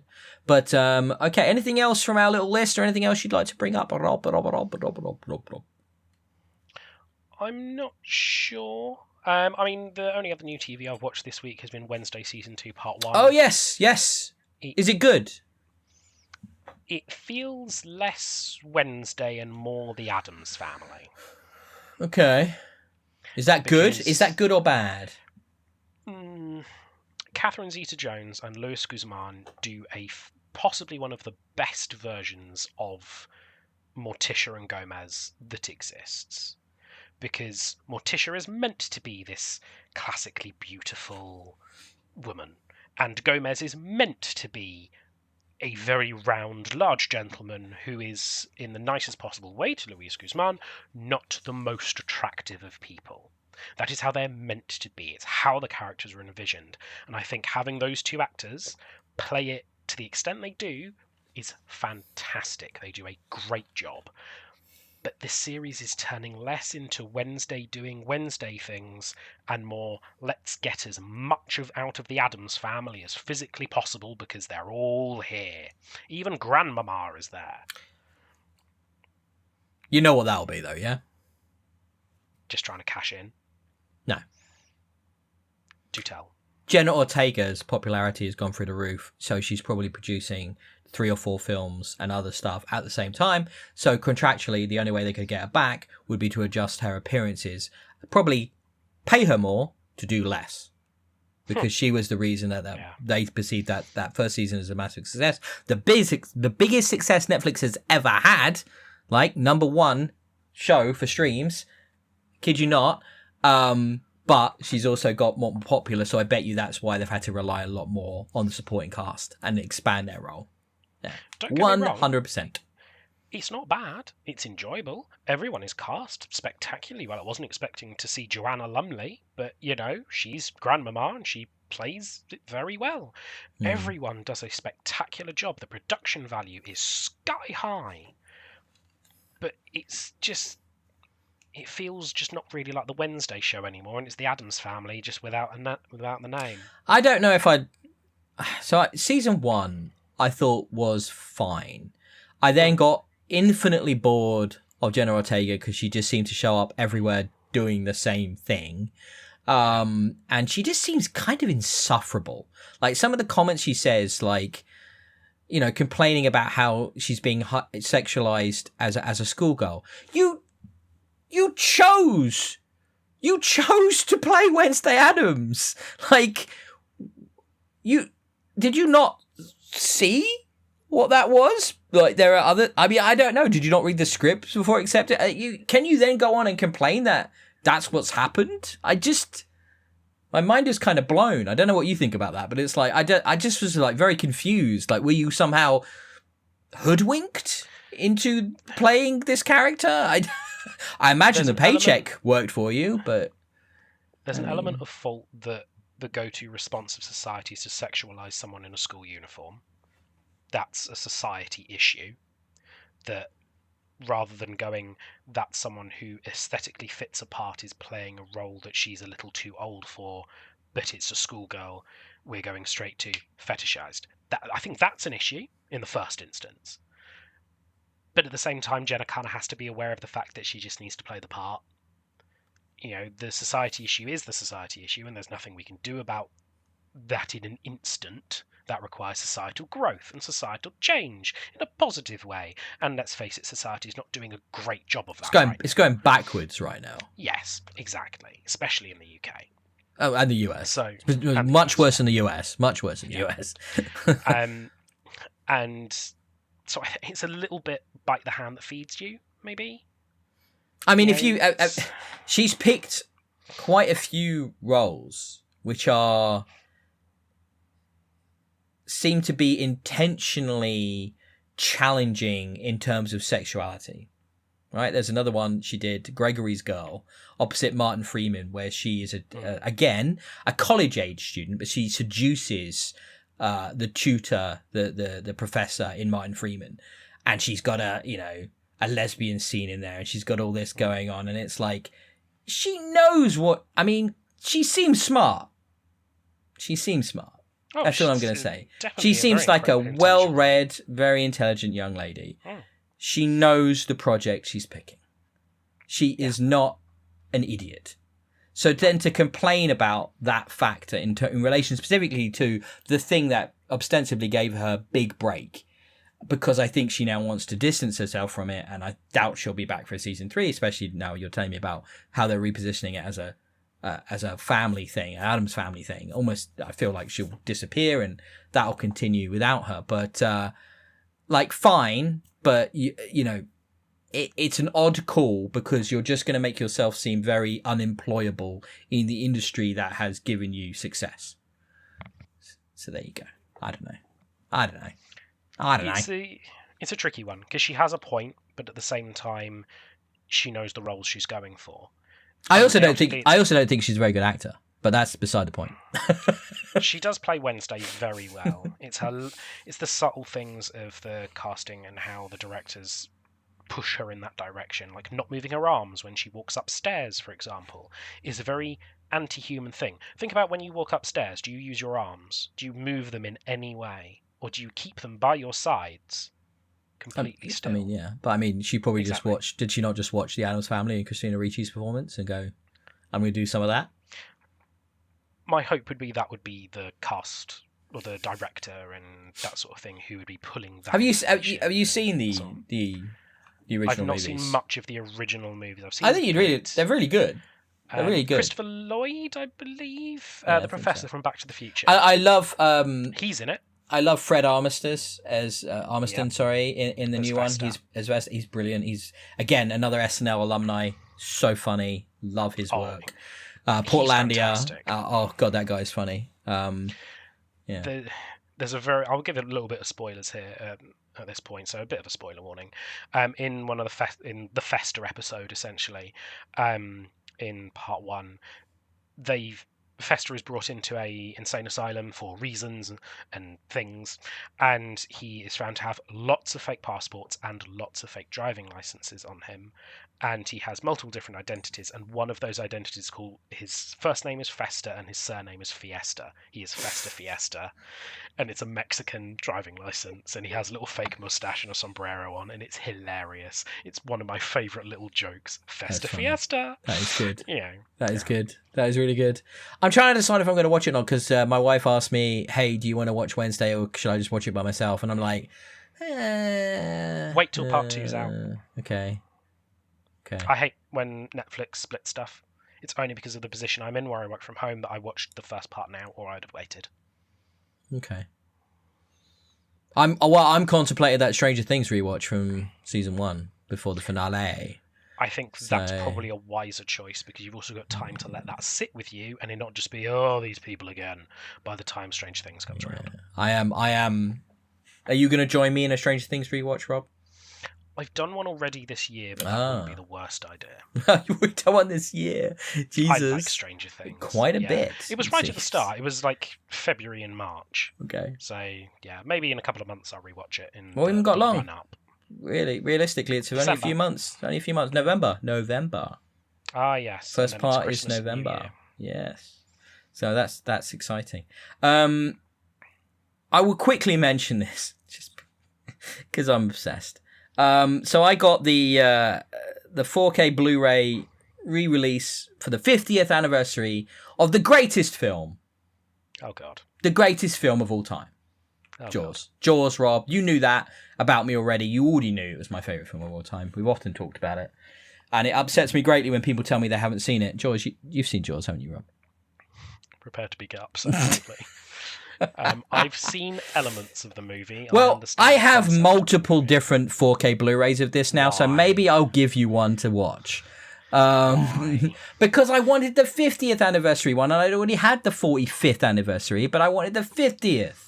And it came in a nice steelbook, and it came with a special new feature-length documentary called 50 Years of Jaws as well, which was like a theatrical, huge, brilliant expose. So the big thing, right? So this was the big takeaway for me from that documentary. I know a lot about Jaws, but the big takeaway is that you're going to buy the 55th year anniversary edition in 5 years' time. 60th, and then I'll get the one where they burn it into my cerebrum, and then I'll get the one where I upload myself to live inside of the digital existence of Jaws. Jeez. So the thing that you learned, yes. So the thing I learned, this is quite... It was pretty shocking, right? So obviously you know the director, Steven Spielberg, one of the greatest directors of all time. So many films, Close Encounters of the Third Kind, Minority Report, War of the Worlds. I could go on, like so many great, amazing films. Ready Player One, right? Even I actually really like Ready Player he's One. fine. So after he finished making Jaws, he was pretty fucked up. right? And they got the ship, the Orca. They shipped it back. They brought it back to Universal Studios, and they put it on at the sort of the side of the Jaws exhibit, the Jaws ride at Universal Studios. And in this documentary, Spielberg confessed, and I don't think this had ever been talked about anywhere else before. Obviously, it's out there now, but I was just blown away by this. He used to sneak into Universal Studios on his little golf cart that the fancy directors got to have. And he'd drive behind the kind of like the ride, like they were on big carts and people, and he'd sort of sneak in, and then he'd sneak on board the Orca, and he'd sit in the couches that the famous scene is shot where they discuss what happened at the Indianapolis. You haven't seen the film, but you're going to watch it. I'm going to give you this 4K next time I see you to watch. And then he'd sit there and he would cry for hours. And he did this for years because he was suffering from PTSD due to the stress making the film had put him through. And he struggled. Shock disorder? Yeah. And he couldn't let go. This isn't, I mean, good joke, good pun.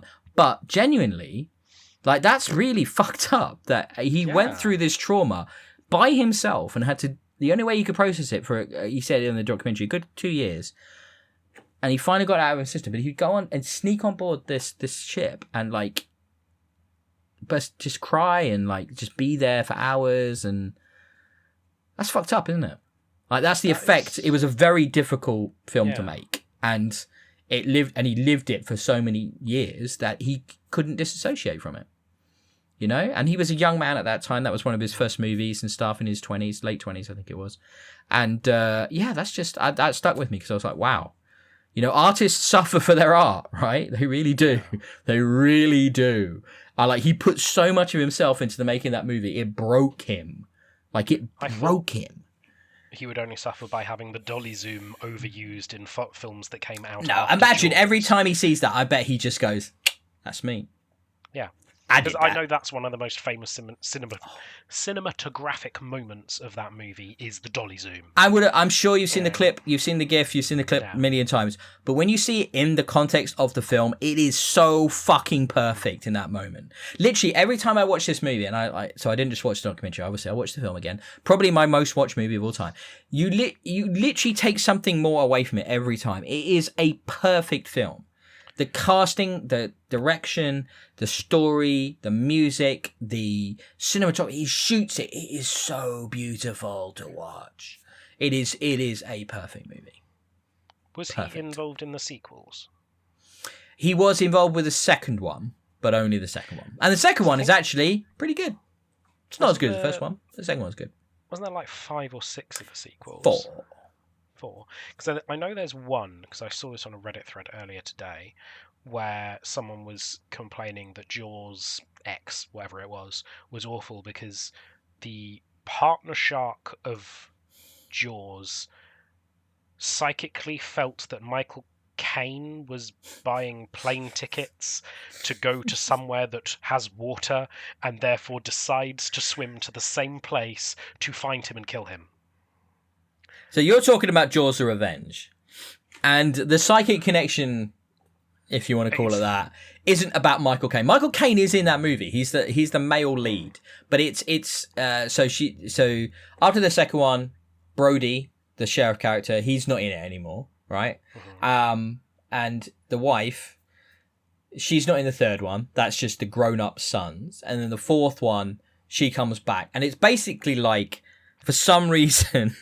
That there's like a shark descendant that just, it's like, I'm fucking having you because of what you did to my mate or my brother. Yeah. It's kind of nuts, but they're all kind of, the third one is the wackiest one. The third one was shot in 3D, like old school 3D, and it's all like a water park, like a futuristic water park, and it's really fucking weird. But the fourth one's not. It's a fine film. It's fine. It's got good shark moments, but the second one is like the most direct kind of sequel that feels as close to the first one in its construction and stuff. So basically, watch Jaws and Jaws 2. Yeah, I've got them all on 4K, so you could do all of them if you like, mate. That does not shock me. So, I'm sure when the multiple year anniversaries come out of the others, you'll also buy those. If there was a box set of all 4, I'd be buying that. Yep. I'd get that, especially in this box set. I'd love that. Years. Yeah, I'm hoping they'll do that. I love it with a passion. I'm genuinely going to make. I'm going to bring you one of these films to watch. I'm going to bring you one of my copies to watch, as you've never seen it, because I know you can watch it on your Series X. That'll play your 4K Blu-ray, and it will look good. Won't look as nice as on mine, but it'll look pretty good. So like, you got to watch it. I can't believe you haven't watched it. You'll enjoy it. It's a really fucking good film. I just know what happens. It's fine, but you've never seen it. I've seen the climax. What do you mean? It's like you know what happens. They stop the shark. It's like knowing what happens in most films. The good guy wins, right? 90% of films, good guy wins. That doesn't mean you won't enjoy it. True. Infinity War is one of my favourite films of all time, and the bad guy wins. So it's very true. Very true. I've just talking about 4K Blu-rays. I've just today ordered Captain America: Brave New World and Thunderbolts to arrive. I should have them coming. Both films I'm yet to watch. Thunderbolts are really, really good. Like, I really hope you can get around to watching that and Fantastic Four. I'd love to chat about those both with you. That would be really good fun to talk about those. I'm really curious. Captain America: Brave New World just exists and it's there. What my big takeaway from that one is that's the first time I've liked Sam Wilson in anything ever. I find him insufferable in all the comics, in all the previous stuff, the movies he's been in for the MCU. But in this one, I was like, yeah, all right, Sam, you've earned your spot as Captain America here. I dig that. I think you're good. It's a strange movie because, and I do agree with the criticism that it kind of almost feels more like an Incredible Hulk movie than it does a Captain America movie. But I still enjoyed it. I had a good time this year with that one. Yeah. But I mean, I've only seen it once, so I'm looking forward to watching it again on 4K and watch it and giving it another appraisal. I mean, you didn't check out my Fantastic Four review or my Superman review, but I gave them both pretty low scores for different reasons. Yeah, I want to see them both again. To give them another pass. Don't have much of an intention to watch Superman because the trailer to me just bored me. Oh, look, it's Superman again, doing Superman things, and another weird thing, another weird one, another weird person, and it's just throw enough shit at it, some of it will stick. I'm not a fan of everything James Gunn does. No. He is a mixed bag for me, so yeah, I'm not on the hype train for this one. But yeah, Fantastic Four I have hope about, because it touches on things we haven't seen yet. Without spoiling it, do you want to know what MCU movie it reminded me of the most? Go on. Captain America: The First Avenger. Interesting. That is one of my preferred movies because it's very non-partisan and a balanced introduction. So that's interesting. Yep. It's unfortunate the box office doesn't agree with you. Well, I don't think they're ever going to get back to where they were before, ever. But yeah, a bit disappointing. Like, I think it deserved better than that. But the problem is they fuck themselves, right? Everybody knows you wait 6 weeks on Disney Plus. Yep. Why bother going to the cinema? Why spend that extra money? It's going to be literally on my TV in 4 to 6 weeks. Why do I need to rush to go and see that? There's no point. Exactly. They've killed their own film franchises, which is mad to me. Yep. Very short. Well, not short-sighted. I mean, it was COVID, wasn't it? And it was like, what? How else are we going to do this? Oh my god! What are we going to do? And therefore they pushed everything onto streaming super quick. It started with Black Widow, if you remember rightly. Yeah. And it kind of just kept going. You'd think they would have stopped, but they didn't, right? And they just Black Widow went well because of COVID. And they just went, well, Black Widow did well, so let's keep going. Oh, the film must not be as good as Black Widow. That's our mistake. It's the fault of the film. It's the fault of the director, not the fault of the studio. Yeah, Doomsday will do all right because it'll have member berries on its side. Yep. Much like Deadpool Wolverine did well because of the member berries. I also don't believe for a second that Chris Evans is not coming back. I just don't. I wouldn't believe anything of anything at this point. Like, nope. The volume of interviews we had from Tobey Maguire and Andrew Garfield about Spider-Man saying, "Nah, we're not in it. Nah, we're not in it." we're definitely not in that. No, I don't know anything about that film. Oh, look, what are we in the third act? Like, no, don't believe it. Not for a second. He's iconic. He'll come back. It's there's a strange parallel here with casting rumors and Marvel and WWE, because WWE relies on this thing called, is it a shoot or is it a work, right? So the reason pro wrestling is entertaining now, because everyone knows it's the artifice of it, right? Everybody understands that it's fake, that they're athletes that put their bodies through physical risk, but the outcome is predetermined, right? So it's choreographed. We all know that. So what they have to do instead is manipulate the audience who knows that into being convinced of the truths and the lies that they want you to believe. So there's a similar thing with casting and casting rumors in the MCU, where they kind of, people online go, well, they should never have admitted, they should never have said that Robert Downey Jr. was going to be Doom. Guys, you're right and you're wrong. Because I think what they shouldn't have done is say he's going to be Doom, but what they should have done is say he's going to be in the movie, right? Because that way you would leave people guessing as to how he's going to be used in the movie. When's Iron Man? When's Iron Man? When's Iron Man? Holy shit. Fuck me, he's Doom, right? And that way you could have maybe manipulated the audience a little bit more. And that's what it comes down to, because the fans of Marvel are going to, a lot of them will be the comic readers. They'll know these stories. So what you have to do is try and swerve them in a way that they're not expecting. And that's really hard. And honestly, that's what I didn't get from Fantastic Four. It was very what I expected it to be. But that doesn't make it bad. It just felt like what I expected it to be. But I think Doomsday needs to surprise us. Right, and if it doesn't, needs to be exceptional, bring that shock and that. But the problem is Joe and Anthony Russo, right? It's like they've not done anything really good since Endgame. So, like, what about them makes us so confident they can pull this off? Endgame. Yeah, but they've done Grey Man and they've done Electric State. And you're like, oh, goody, those guys. That won't be on the trailer, will it? From the director of Grey Man and Electric State. No, they're not going to mention them again. So it's like, I don't know. Not everything can be a banger.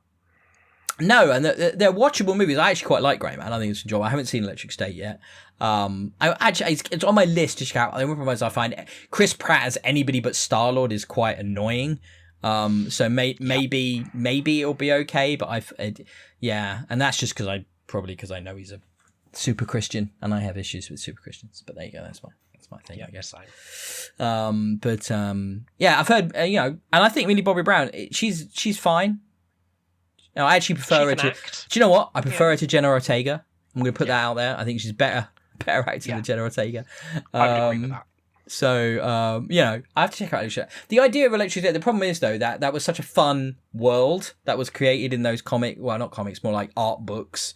But it's such an interesting universe, and yet the movie looks so fucking generic. You're just like, oh, you sanded off every edge possible. What is this? But it's on my watch list. I will check it out at some point. Anything else you want to touch on before we wrap this puppy up? No, I think I'm all out. Other than another 3 hours on Destiny, which I can always do. But he's always got Destiny in the tank. Yeah. What's let's just finish on that, because that was the main thing. Like, are you done? Are you kind of like, when are you going to try and go back to it? Because you're like off of it right now. I don't know. I'm keeping trying. I've got another game in the mix at the moment. I'm playing Expedition 33, which I'm highly enjoying. I played some more of that this morning. I've got my third party member. It's going great. I'm very much enjoying that game for a multitude of reasons. But I'm aware I'm under a time crunch with Destiny because of the rewards pass.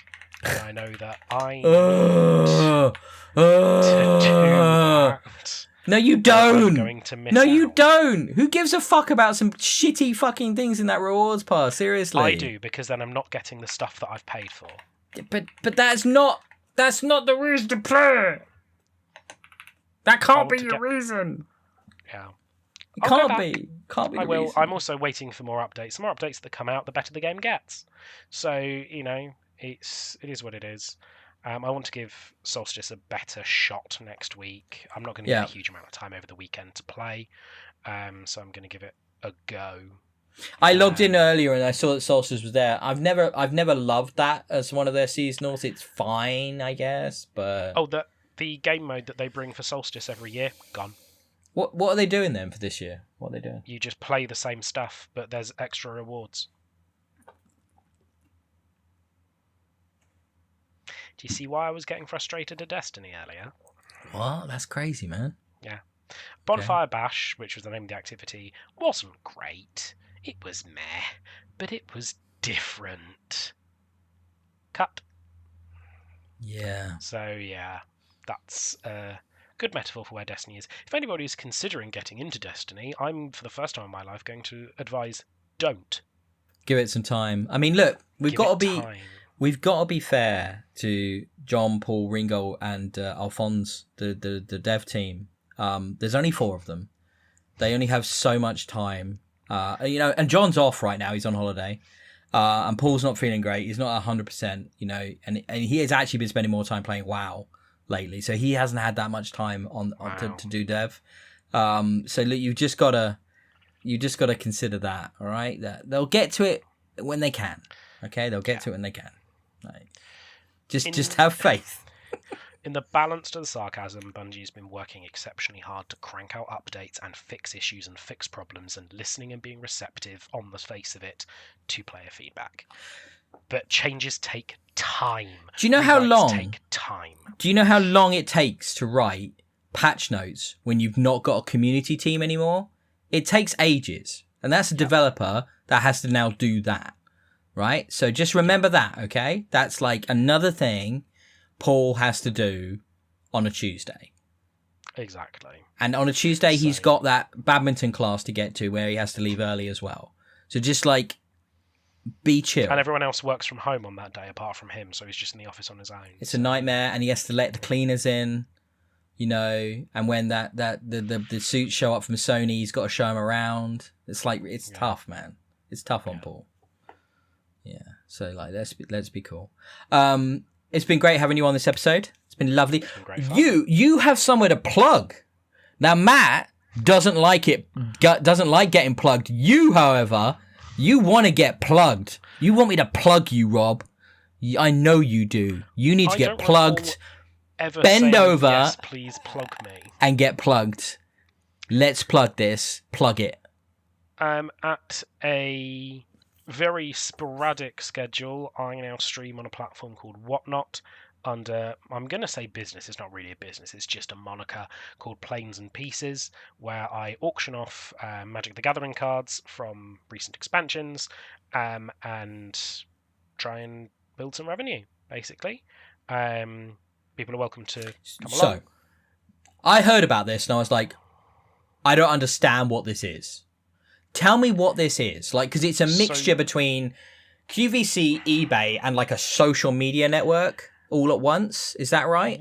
Whatnot is what would happen if you crossed Bargain Hunt with TikTok. I'm trying to get my head around that. I'm gonna go with I'm gonna go with my outdated reference and call it QVC and Facebook. All right, because I understand that. Okay. Because I'm old, right? Essentially, you have creators who will set up cameras, typically on their phones, and they will have things in the camera shot or webcam shot, depending how they're set up, that they are selling. For me, that's Magic the Gathering cards. For other people, it's handbags or shoes or pop vinyl Funko Pops or whatever, right? Whatever the item is that they want to sell, that's what they'll be trying to sell. And they set up auctions, or they have products that you can just purchase at the drop of a hat that have to be set up, and you just swipe to bid. You just bid on whatever you would like. And you compete with other viewers of the stream. That's it. It's an auction house that's digital. That's all it is. And you've got me at a stall in the corner going, I want to sell this stuff. So why is it better than eBay? Because eBay, I'm of the opinion that eBay can be quite inaccessible because it is so large. It's very difficult to find stuff that you're looking for unless you're looking for a specific thing and you search for it. But if you're just having a browse and you just want to go, well, yeah, I got paid yesterday and I want to buy some Magic cards from the new set or the Final Fantasy set that broke every record in the world, $200 million in a day. I want to buy some of that. Yeah, absolutely mad. We'll have to do a conversation about that another time. I want to buy some Final Fantasy cards because Final Fantasy 7 is my favourite one because, let's go with the one everyone knows. You can just sit there and just swipe and you can bid on stuff. When you sign up, if you follow a referral link, you can get £10 for free. And you can just pay for postage, which is typically £2.70 for cards. And you're like talking to people and like engaging as this goes through? It's similar than mixing like a Twitch concept in. I'm talking, you hear me, and you interact via text in chat. So I'm monitoring chat and doing the auctions. My partner is helping me kick off the auctions, doing all the admin work behind the scenes, all the picking and packing and posting. On our stream we did most recently, we had 11 different purchasers of cards, and she was handling who was getting which card, all behind the scenes, finding cards for me that I was then being requested for, stuff like that. She was absolutely fantastic. So, yeah. And are you like opening packs or anything like that, or? I have done. Typically, with what products I've been offering, packs haven't done wildly well, and instead, a stack of cards that I've been going through, typically starting at £1, going, who wants this card for £1? This is what it does. I'll start the auction, and people will go, yeah, I'll pay £1 for that. But then Steve on his phone goes, no, I want that one. I'll pay £2. And then so on and so on, and I just mansplained auctions to everyone. So, that's essentially what the platform becomes. The platform is called, say it again? Whatnot. And you are known as? On Planes and Pieces. Like a aeroplane, not PLAIN. Planes and Pieces is what. On Whatnot. This episode brought to you by Whatnot, the new home of amazing auction interactive social experiences where you can buy your best goods at affordable prices. That's Whatnot. Head over to whatnot.com. I'm assuming it's .com. Yeah, probably. There you go. I thought I'd just do a little fake ad read on that as well to help him out and help you out. It's really interesting. I heard about this from one of our friends saying, hey, he's doing this thing. I was like, I have no idea what the fuck that is. So I'm glad you've now helped me understand like where that fits and the appeal of it and I'm assuming there's lots of other stuff on Whatnot. I'm guessing. This is only just a tiny little corner.